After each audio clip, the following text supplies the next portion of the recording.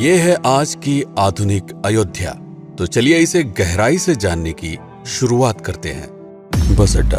राम मंदिर से 7 किलोमीटर की दूरी पर 14 बीघा जमीन पर 219 करोड़ की लागत से लखनऊ हाईवे पर नया बस अड्डा बनकर तैयार है। Railway station. मंदिर से 1 किलोमीटर की दूरी पर 240 करोड़ रुपए में नया रेलवे स्टेशन डिजाइन किया गया है। भविष्य में अयोध्या से दिल्ली, मुंबई, चेन्नई, बेंगलोर, पुणे, कोलकाता, नागपुर, लखनऊ और जम्मू जैसे शहरों के लिए विशेष रेलगाड़ियां चलाई जाएंगी। हवाई अड्डा। 1450 करोड़ रुपए में लगभग 1300 बीघे में फैला हुआ प्रयागराज हाईवे पर नाके के पास बनाया गया है नया एयरपोर्ट। यहाँ से राम मंदिर की दूरी सिर्फ 12 किलोमीटर है। भविष्य में कई बड़े महानगरों के लिए सीधे उड़ानें उपलब्ध होंगी। घाघरा जलमार्ग। अगर आपके पास अपनी खुद की मोटर बोट है तो छपरा से घाघरा यानी सरयू नदी की सैर करते हुए लगभग 300 किलोमीटर नदी में चलकर भी अयोध्या पहुंच सकते हैं। भविष्य में इस रूट के लिए भी मोटर बोट चलाए जाने का प्रस्ताव है। राम मंदिर। अयोध्या के राम मंदिर की कुल कीमत है 1800 करोड़। पूरी तरह बन जाने के बाद अयोध्या का मुख्य आकर्षण होगा। राजस्थान के मशहूर मकराना के पत्थरों से आकार लेते इस मंदिर की अनुमानित उम्र होगी लगभग 1000 साल। 22 जनवरी को पहली मंजिल का उद्घाटन होगा, जिसमें राम की बाल्यावस्था की मूर्ति रखी जाएगी। बाकी की 2 मंजिलों का कार्य चलता रहेगा। खजुराहो के मंदिरों की नागर शैली के आधार पर इसे तराशा जा रहा है। मंदिर का कुल क्षेत्रफल 156 एकड़ या 251 बीघा है।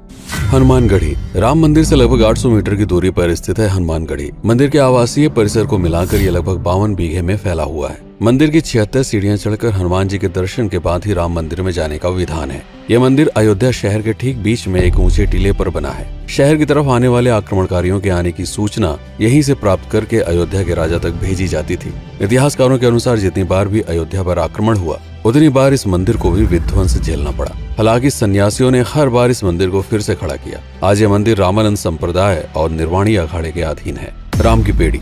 अयोध्या को सरयू नदी की भयंकर बाढ़ से बचाने के लिए इस बांध का निर्माण किया गया था, जिस पर श्रद्धालुओं के स्नान के लिए कई घाट बना दिए गए थे। इतिहासकारों के अनुसार जितनी बार भी बांध टूटता था, सरयू का पानी अयोध्या की गलियों में घुस आया करता था। इसी बाढ़ से बचने के लिए पूरे अयोध्या में जगह जगह पर ऊंचे टीले बनाए गए थे, जैसे राम टीला, हनुमान टीला, लक्ष्मण टीला। आज ये बांध अयोध्या का मुख्य पर्यटन स्थल बन चुका है। हर दीपावली पर यहाँ लाखों दिए जलाकर रामायण की उस घटना को उत्सव के रूप में मनाया जाता है जब श्री राम अयोध्या वापस लौटे थे। अयोध्या के कई बार उजड़ने के पीछे एक कारण इस नदी को भी माना जाता है। हालांकि इसी नदी की वजह से यहाँ पर गन्ने की खेती बड़े स्तर पर की जाती है। लता मंगेशकर चौराहा। नया घाट और बस स्टैंड के पास ही अयोध्या का मुख्य चौराहा 6.7 करोड़ रुपए में बनकर तैयार हुआ है। पद्मश्री से सम्मानित राम सुथार जी ने 2 माह के कठिन परिश्रम के बाद इस 40 फीट लंबी वीणा को आकार दिया। 14 टन की इस वीणा को लता जी के स्मृति चिन्ह के रूप में यहाँ पर लगाया गया है। इसीलिए इसका नाम नया घाट चौराहे से बदलकर लता मंगेशकर चौराहा कर दिया गया है। धर्मपथ। नया घाट से कुछ पहले सड़क के दोनों तरफ 30 फीट ऊंचे 40 सूर्य स्तंभ लगाए गए हैं, जिसे धर्मपथ का नाम दिया गया है, जो श्री राम के राजकुल सूर्यवंश का प्रतीक है। दशरथ समाधि स्थल। नए बस अड्डे के बगल से एक पतली रोड कछार से आगे बढ़ते हुए लगभग 12 किलोमीटर दूर ले आती है दशरथ समाधि स्थल, जो बिलहर घाट पर मौजूद है, जिसके बारे में मान्यता है कि यहाँ पर राजा दशरथ का दाह संस्कार हुआ था। राम मंदिर के साथ ही इस जगह को भी पर्यटन स्थल के रूप में विकसित किए जाने की योजना पर कार्य चल रहा है। भरत कुंड। अयोध्या से 15 किलोमीटर दूर है नंदीग्राम। यहाँ मौजूद तालाब को भरत कुंड कहते हैं। मान्यता है कि इसी जगह से भरत ने पूरे अयोध्या का राज कार्य संचालित किया था। पर्यटकों के लिए इस स्थान को भी विकसित किया जाएगा। गुप्तार घाट। राम की बेड़ी से सरयू नदी के किनारे चलते हुए 10 किलोमीटर दूर स्थित है गुप्तार घाट। ये कैंट एरिया में पड़ता है। इस जगह को श्री राम के जल समाधि के रूप में महत्व दिया जाता है। इसके अलावा अयोध्या नगर में हर गली में कई विशेष मंदिर हैं, जिनकी अपनी मान्यताएं हैं, कथाएं हैं, विशेषताएं हैं। पूरी तरह से विकसित हो जाने के बाद नई अयोध्या को पूरी तरह से जानने के लिए, इसका आनंद लेने के लिए कम से कम 3 दिनों तक यहाँ रुकने की आवश्यकता है। देश विदेश से ज्यादातर पर्यटक भारत आते हैं उत्तर प्रदेश में आगरे का ताजमहल देखने और प्राचीन नगर काशी और सारनाथ घूमने। प्रश्न ये है कि अयोध्या घूमने और श्री राम का मंदिर देखने के लिए भला विदेशी क्यों आएंगे?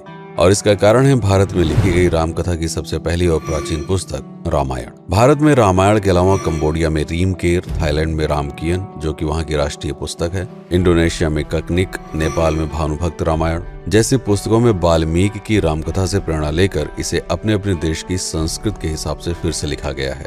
पात्रों के नाम, कुछ नई घटनाओं के अलावा मूल रामकथा सभी में एक जैसी है। इसके अलावा भारत में ही रामकथा को लेकर संस्कृत में 7 संस्करण, हिंदी में 3 संस्करण, गुजराती में 47, उड़िया में 14, तेलुगु में 5, कन्नड़ में 4 और अन्य भाषाओं में लगभग 17 संस्करण मौजूद है। इसके अलावा लिखे गए नाटक, कविताएं आदि को भी अगर मिला दिया जाए तो इस दुनिया में 300 से अधिक तरह से राम कथाएं बार बार लिखी गई हैं।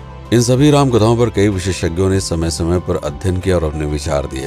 Father Camille Bulcke, Hermann Jacobi, Wendy Doniger, Edward अल खरर, Alf Hiltebeitel, Paula Richman, Aubrey Menen, Ramesh Menon, Radha Vishwanath, Shantanu Gupta, Meenakshi Jain, Lala Sitaram, Swami Gyanananda Saraswati जैसे कई लोगों ने समय समय पर रामकथा को लेकर गहन शोध किया और इसमें छिपे हुए मूल कथा के साथ ही इसके इतिहास को समझने का प्रयास भी किया। रामकथा थी कौशल प्रदेश के द्वारा किष्किंधा और लंका पर विजय प्राप्त करने की पहली बार एक अखंड भारत के निर्माण की। रामायण महत्वपूर्ण इसलिए हो जाता है क्योंकि ये अखंड भारत युद्ध से अधिक व्यक्ति के आदर्शों, सूझबूझ, मित्रता जैसे गुणों से स्थापित हुआ। रामायण एक ऐसा डॉक्यूमेंट है जो ये समझाता है कि भारत पहली बार एक कैसे हुआ। इसलिए ये गाथा न तो कभी भुलाई जा सकती है और न ही कभी मिटाई जा सकती है। और आज की अयोध्या उसे अखंड भारत का एक प्रतीक है, अपनी संपन्नता के कारण जिसने समय समय पर बाहरी आक्रमणकारियों का भी सामना किया। अयोध्या की इसी संपन्नता ने यहाँ पर मुगलों को भी आकर्षित किया। महात्मा बुद्ध भी यहाँ पर रुके, सिखों के गुरु साहब भी आए और जैन धर्म के तीर्थंकर भी। सिर्फ आए ही नहीं बल्कि उनके अनुयायी यहीं पर बसते चले गए।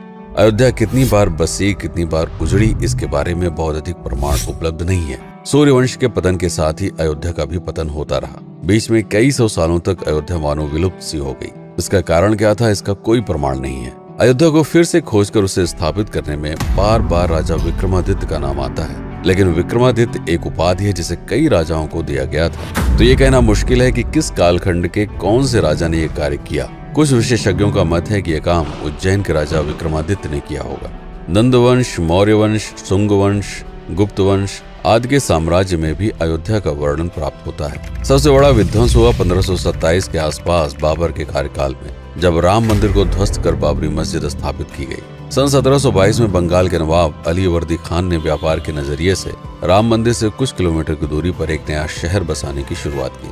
1730 में अवध के पहले नवाब सादत अली खान ने इसका नामकरण किया फैजाबाद। इन्हीं के उत्तराधिकारी सुजाउद्दौला ने इसे अवध की राजधानी बनाई। 1775 में अवध के चौथे नवाब असफुद्दौला ने फैजाबाद की जगह लखनऊ को अवध की राजधानी घोषित की। रावण अहंकार का प्रतीक और श्री राम विनम्रता के सूचक। सत्ता में आने के बाद हर व्यक्ति को यह बात हमेशा ध्यान में रखनी चाहिए, सिर्फ रंग रोगन और पत्थर लगवाने से राम राज्य नहीं आएगा, बल्कि जिस दिन स्कूल, अस्पताल और सरकारी संस्थानों से भ्रष्टाचार खत्म होगा, लोगों का मुफ्त इलाज और अपनी भाषा में उच्च शिक्षा उपलब्ध होगी, उस दिन भारत उस पायदान पर खड़ा होगा जहां कभी हम हुआ करते थे। रामायण अहंकार पर विनम्रता की विजय है। अयोध्या को अगर पर्यटन स्थल का केंद्र बनाना है तो इस आधार पर बसाना होगा, राम राज्य लाना होगा, राजनीति नहीं। यदि इस वीडियो में कोई त्रुटि हुई हो तो उसके लिए क्षमा करें। वीडियो पर समय बिताने के लिए आपका बहुत बहुत धन्यवाद।